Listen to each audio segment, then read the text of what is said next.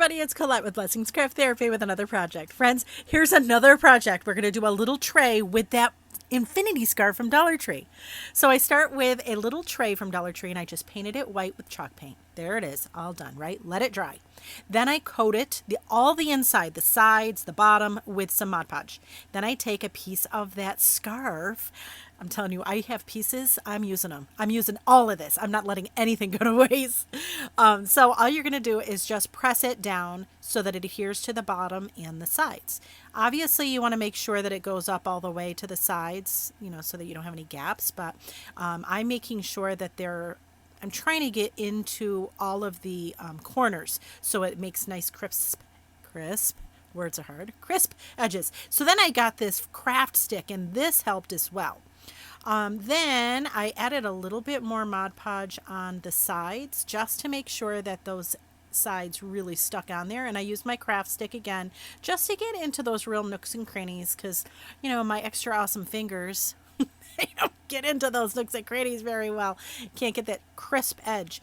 Again, we're doing the same on the side. Again, remember this fabric, this scarf from Dollar Tree is a really weird material, so just keep that in mind that you might have to go over it like I'm doing now and get out those bubbles.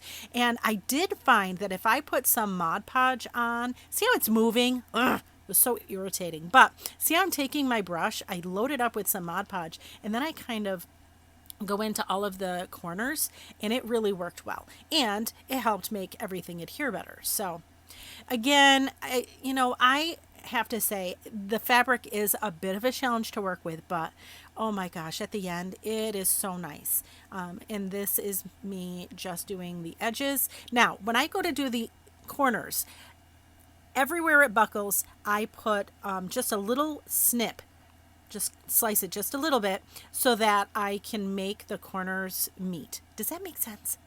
And it's basically the corners that I did this. And then I put some more Mod Podge on, make sure that it's all adhered. It works once you get those corners done. And then I let it dry. Then I trim off as much as I can. And again, let it dry because this stuff cuts really well once it's dry. I used a, what is it called? Words are hard. X-Acto knife. I used an X-Acto knife to cut out the little handle parts, and I also used the X-Acto knife around the edges just to make sure that I had any edges that I needed. I used a sanding block once it was dry. Don't do this if it's not dry, because if you do, it's gonna like slide.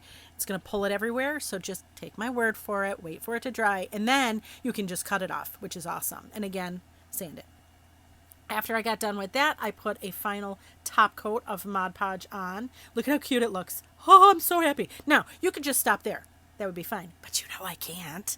So I added a little distressing. Again, if this is not your vibe, don't do it. But, oh, look at how pretty this looks. Oh, I'm so happy with it. Let it dry fully, but this is what it looks like when it's dry. And guess what I used it for? Yeah, I used it for the coasters. I put all the coasters in it. They fit perfect. All right. It would work good for jewelry or pens for your office. So many options. Okay, friends. Thanks so much for watching, and I hope this inspires you.